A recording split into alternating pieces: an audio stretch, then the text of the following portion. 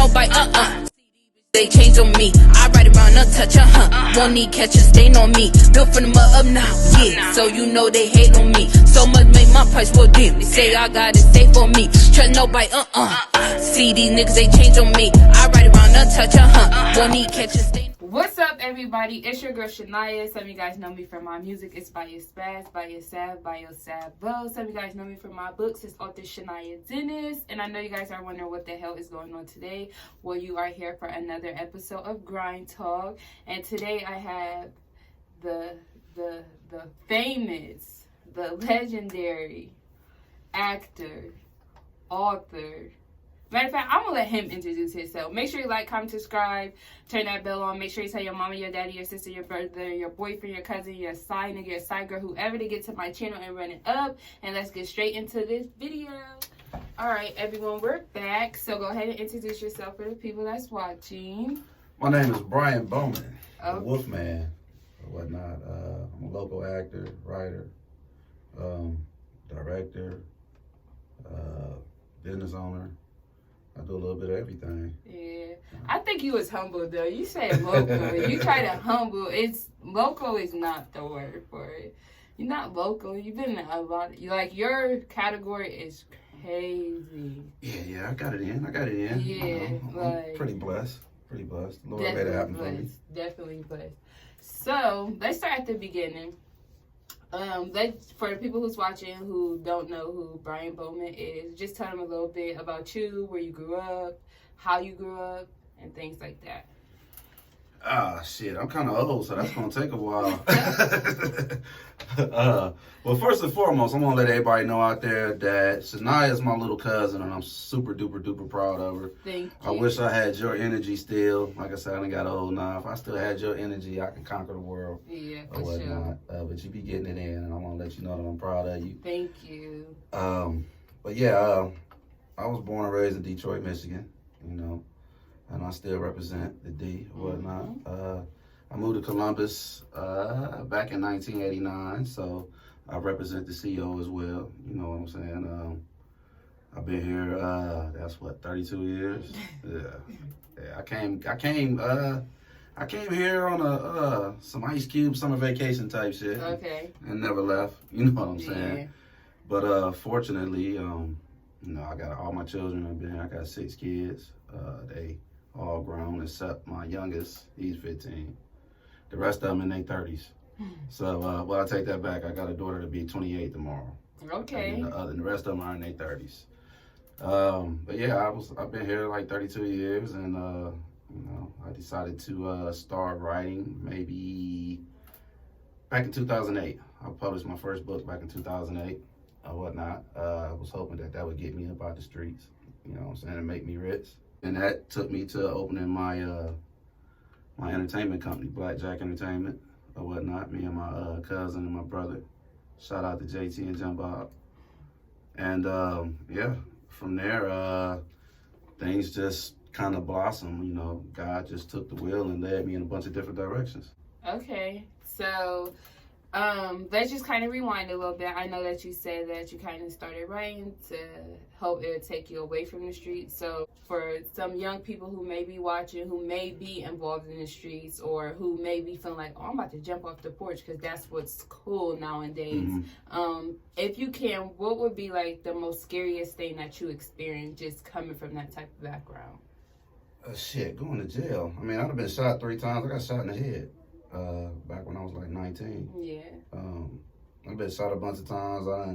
Going to jail and being away from my family, going on the run. One scary situation I had was when my son he was about 18, 19, and he started catching cases or whatnot. I'm like, man, I'm really being a fucked up influence on my children. And I've always been around my children. I've been around all my children their whole lives. And I had them kind of young, so I always say me and my kids grew up together or whatnot. So to see my son try to follow the same footsteps, and he started fucking his life up. You know what I'm saying? I was like, me saying, don't do what I do what I tell you to do, obviously that's not working. You know what I'm saying? They watching me, so I got to start setting some better examples. So, you know, I started going to college and, you know, I went from there, basically. Okay. Do you have like a degree? I got 5 degrees. Okay. Yeah, I got two associates, two bachelors, and a master. Accounting, business administration, and my MBA is in MBA in business. Okay. Yeah. Okay. From Big Franklin dog University. shit. Yeah. Big dog shit. So very valid point. Jail, getting shot, and all that. You got shot 3 times. Once. 3 separate occasions. Can you talk about that a little? Like, Yeah. I mean, I'll talk about the most serious one. I got shot in the head. It was pretty much on some, you know, we were the Detroit boys, and the GI boys I stood for Gary, Indiana. Okay. You know what I'm saying? And we were both, the Detroit boys and the Gary, Indiana boys were in Columbus. Okay. You know what I'm saying? Yeah. And nobody got along with nobody. You know what I'm saying? And long story short, I was over at a young lady's house, and one of them was over the same young lady's house visiting one of her sisters or something.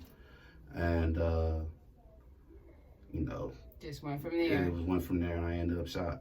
So, do you remember like getting shot? Did you wake up like in the hospital? As soon as I got shot, it felt like somebody hit me with a bat.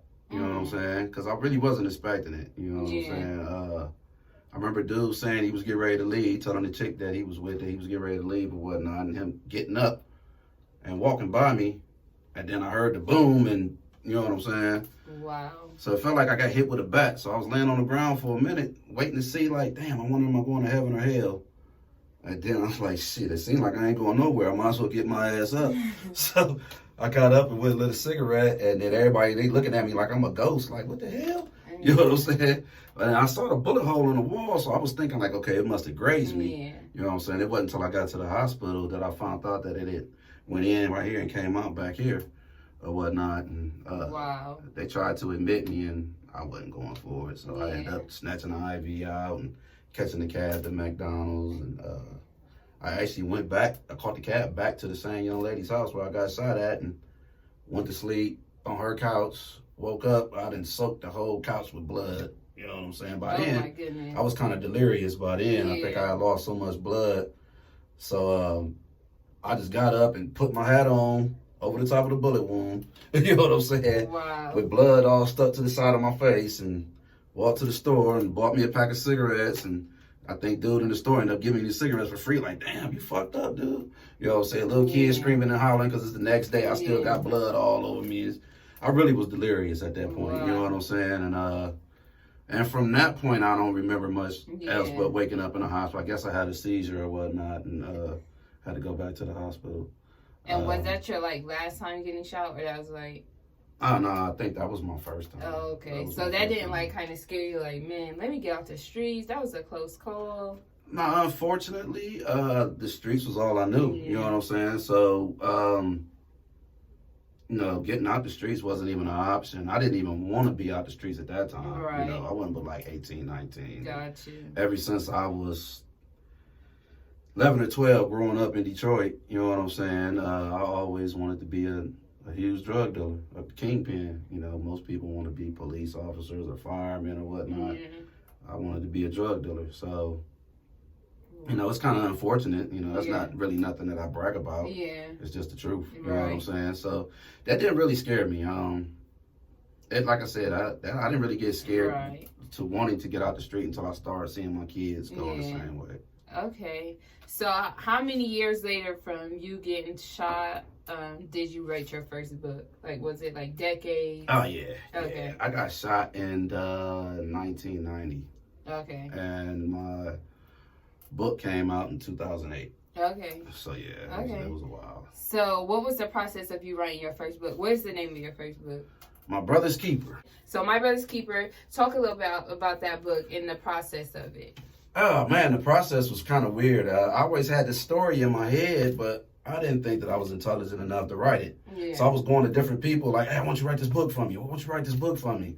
And I could never get nobody to do it. So I just said, fuck it. I'm going to sit down and give it a try.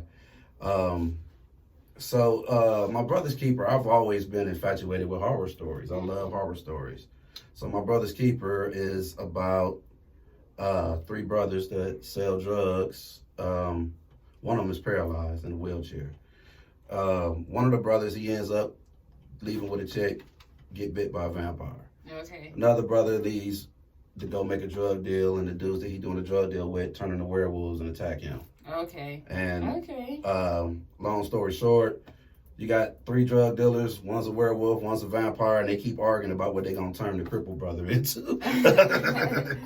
But you know, it's kind of sweet, man. Yeah. Okay, so that was My Brother's Keeper. Now I Love You, which is this book here. Let's talk about like how many years from My Brother's Keeper to I Love You have. I Love You came out in 2011. Okay. And I wrote that. I published that through my own company, through Blackjack Entertainment. Because My Brother's Keeper, I got screwed on that. I did a traditional publishing with that one, so I thought I was going to be a millionaire. Mm-hmm. You know what I'm saying?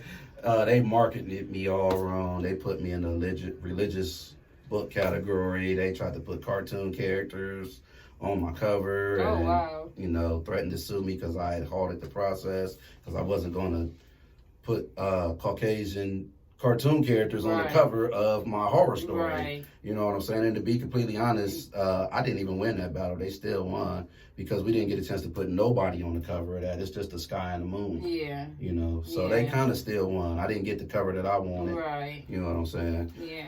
But so I was bound and determined by the time I Love You came out that I was just going to publish this myself, so I would have complete control. And I made a lot of rookie mistakes with My Brother's Keeper, as far as punctuation and whatnot and things of that nature. By the time I wrote I Love You, I'd had my college degrees. Okay. So, you know, I wanted to make that a more sophisticated piece or whatnot. Right.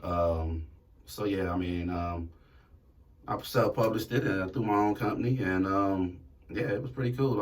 I wanted to make that like a brain tongue twister. Okay. You know what I'm saying? Yeah. It's pretty unique too. Yeah. I just got my man Mark Cummins. He just turned the book into a screenplay for me. Oh, really? Yeah. So I plan on making that a movie. Yeah. Big congrats. That is super big. Another writing piece that I did. Okay. Which is a movie called The Gained and Changed. Oh yeah. Oh yes. And it's on Amazon. It's on Amazon Prime. Okay. It's on Amazon Prime. So make sure you guys go watch that. I definitely watched that. Dope. Very motivational. Just a little fun fact is, so this is my dad's cousin. So my dad used to always tell me about my cousin Black. Like, he's doing this, especially when I got into like writing and stuff. And he told me like to go check out his movie, and I was just so inspired. Like, what the heck? I used to go around like, my cousin's famous. Like, just being a kid. I remember when my dad actually took me to me and Duke, rest in peace, my friend Duke, to do that interview. Yeah. When we was doing a little podcast thing. Yeah. Okay, so back to The Game to Change. Tell people a little bit about that movie. Well, how I came up with the concept of that? Really, I didn't come up with the concept of that. My man, my boy, my business partner, my best friend, Mr. Leroy Kendricks or whatnot, me and him and another guy by the name of Jimmy Turner, that's my other homeboy, or whatnot, those two came up with the concept of it. You know, they wrote it down on a bar napkin, and I went home and turned it into an 82-page script. But that was kind of challenging because it was the first time I wrote a story that wasn't mine. Yeah. You know what I'm saying? I had to take somebody else's idea and turn it into a story. And that was the first time I wrote, not in book form, but in movie form. Right. It's way different writing a script. You know what I'm saying? On a book, you're completely free. Yeah. You can say the cow jumped over the moon. Right. You know what I'm saying? When you got a script, you got to figure out how the fuck am I going to get this cow over this moon. Right. You see what I'm saying? Yeah. So, you know, that was a little bit difficult, but the end result was like excellent. Yeah. You know, the actual product came out wonderful. It's about 3 brothers, and one of them is a famous rapper, and his manager is a police informant. Okay. So his manager is going on tour with him, selling drugs on the tour to different individuals in the different states that they go to.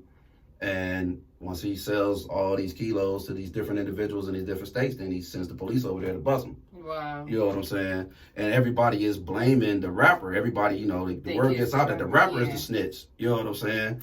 So, you know, I don't want to tell too much about it. It's bad for his image. Right. Being a rapper and labeled a snitch, you can't come back from that. Yeah. Go check it out on Amazon Prime. The Game Done Change. Look it up. Make sure you go get that. So I know you said like writing a book and a like movie is super different. Mm-hmm. So like, do you have to write like what the characters are doing? Like, say the character or she's sitting on a chair. Do you have to put that in there, or is that just something that actors do themselves? Well, yeah. I mean, it's like direction. Okay. You know what I'm saying? So you'll write. You'll set the screen. You'll put. I mean, you'll set the scene. You write. Whether it's inside, whether it's outside, whether it's day, whether it's night, and then you'll write what the characters are doing. So you might put on there, so-and-so's on the couch. Okay. This one is in the kitchen cooking. She's hollering in there to them. Okay. This, that, and the other. So that way the director will know how to set the scene up. Makes sense. You know what I'm saying? Makes sense. And then you put the dialogue in there or whatnot. And that's... And those conversations are kind of choppy when you're writing a script because I might have Shaniya, and then whatever you said, then I'll put black, whatever I said, then put Shaniya, whatever you know what I'm saying? So everything's kind of chopped up and broke down a little bit, but you know. Okay, so say like for people who is wanting to get into like writing movies or even directing, how did you like go about finding the cast, the locations, getting the just everything behind the movie? Man, it was hell. It was a whole 2-year process. We had a guy named Thomas Nico. He partnered with us on the movie. He had a whole lot more experience than we did.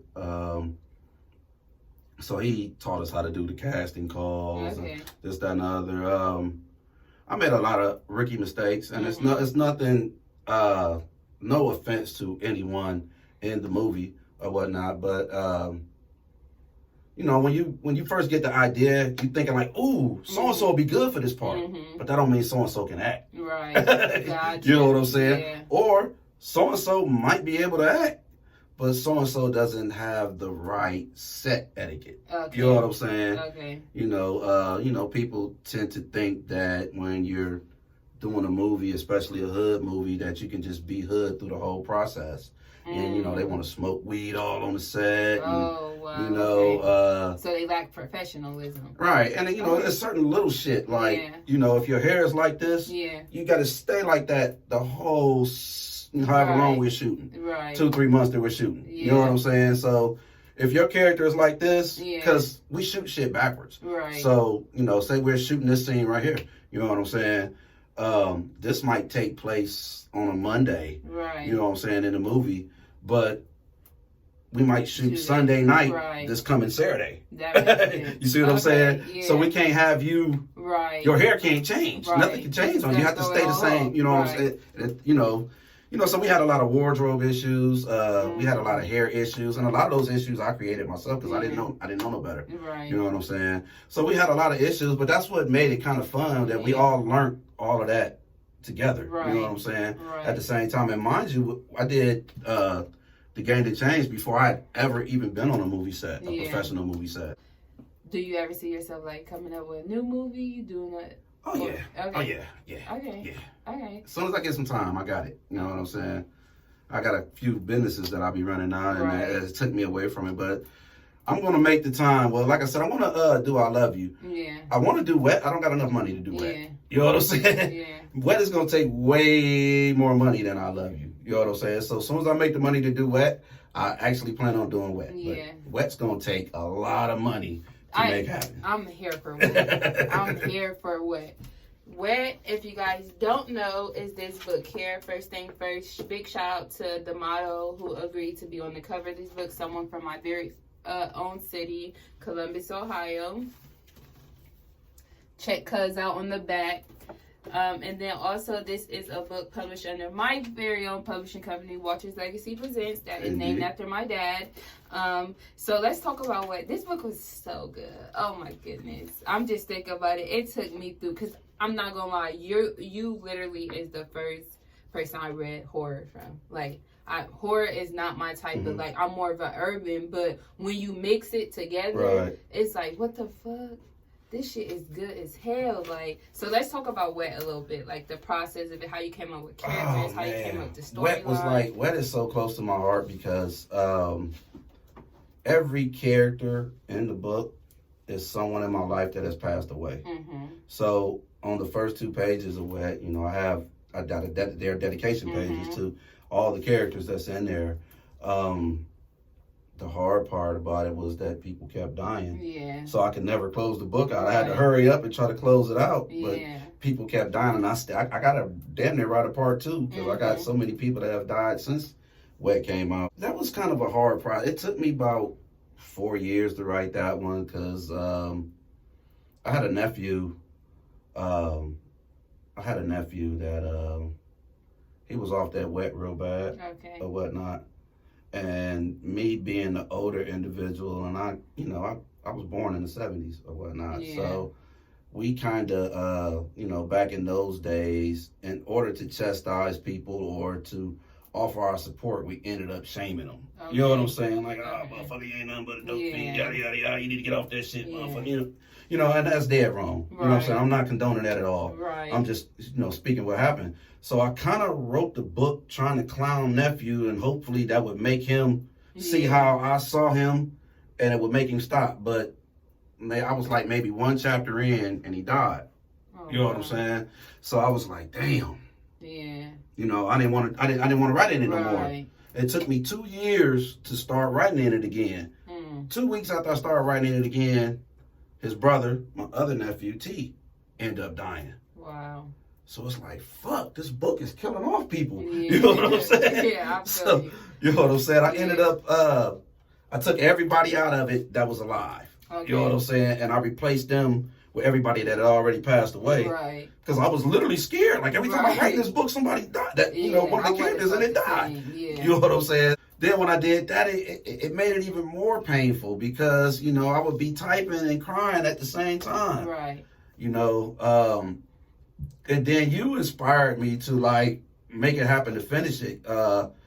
After Cuz had passed away, and it was just so ironic because I remember Cuz bringing you to my house or, bringing you around me all the time, talking about you wanting to be a writer. Yeah. You know what I'm saying? And my dad definitely did. Yeah, and I think it was like, maybe 2-3 months you published it after he died. You published your first book, and I was just like so amazed by how you took that pain and that hurt and that vision that your dad had for you and just pushed it. You know what I'm saying? And then I think about 2-3 more months later, you popped out another one. You was popping them out. I'm like, damn. Cuz is a beast, you know what I'm saying? So I'm like, damn, well, shit, Cuz. Yeah. You ever thought about putting somebody else on your label outside of yourself? You know what I'm saying?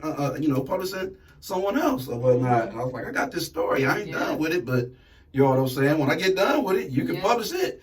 You know what I'm saying? And, you stayed on me like, you got to get it done, Cuz, you got to get it done. And, by you being my little, your dad is my little cousin. Right. You know what I'm saying? So by you being my little cousin and you pushing me, it's like, well, I can't fail. Yeah. You know what I'm saying? I'm going to make this happen. So if it wasn't for you, I would have never finished it. It would have never came out. If it wasn't for him, you guys don't know this, but him coming to me, because I never thought about having my own publishing company. I never thought about, because it's like, I'm just now becoming an author, what I'm going to do. But him, and there was so many people from my city, do you help people? I'm like, man, I can have my own publishing company. And I know how my dad was my biggest supporter when it came to, my music and my writing. So it's just, I wanted to honor my dad so much, but I didn't know how I could. And then when people was coming to me, and then when he came to me, I was like, a publishing company. That's what I'm going to do. And that's what we did, and it went up. I actually released the first book under the publishing company on my dad's 1-year death anniversary. So I know he was in heaven smiling at that. But this book, Wet, is super good. I remember, because I read anybody's book who wants to be under my company just to make sure, just to get my feedback to help them grow. And I was just stuck. I was flabbergasted because I'm like, that's a good book. And then, of course, I see my dad's name in the book. So it was just very, oh my God, I love it so much. It was so crazy. Authors, best-selling authors, man, Shaniya, who wrote this? I need to talk to him. This book is so good. I can't put this book down. So all the praise go to you for your hard work. for even being able to take like pain, people you lost, and to make this great ass story. Y'all need to go get it. It's on Amazon. Brianbowman, or you can look up Walter's Legacy Presents. By far my best work. And the only reason why, now don't get me wrong, I love all my books. Only reason why I'm turning I Love You into a movie first, because Wet involves just about, I mean, it's got a lot of zombies and shit. It does. If you're like a gory type of individual that loves zombie movies and a lot of blood and guts and shit like that, you know what I'm saying? Mixed with some urban hood shit, it's real shit. You know what I mean? Like shit that really goes on, but just horror, like a horror zombie twist to it. Like this stuff really goes on. So that's why I was just I'm like, wow, it's so good, y'all.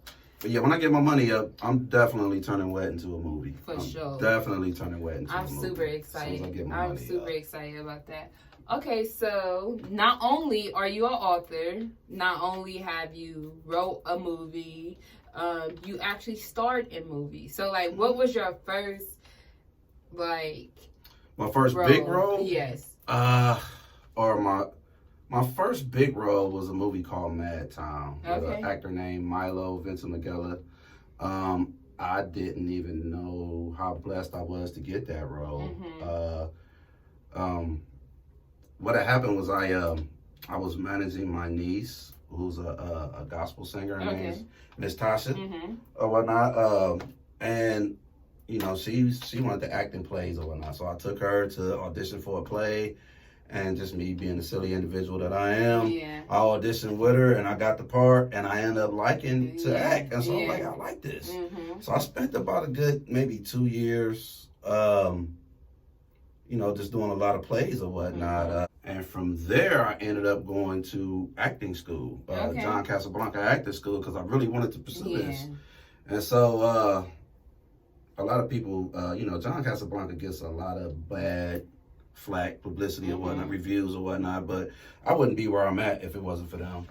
So shout out to them. What type of things do they teach you, like, in acting school? Like, for someone who wants to go into acting school but have no idea what it's going to be like what do they... Well, they're going to teach you, first they're going to teach you all the things that you have to know, like what a slate is. I would have never knew what a slate was until I went to that school. And these are things that movie sets, or when you go to auditions or whatnot, they automatically expect you to do. They teach you how not to look directly in the camera. You know, they're going to teach you shit that you don't think is important, but it's super important. Okay. You know what I'm saying?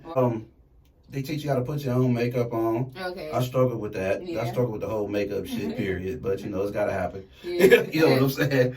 They teach you how to put your own makeup on. And then after that, they teach you, you know, you have to learn a monologue.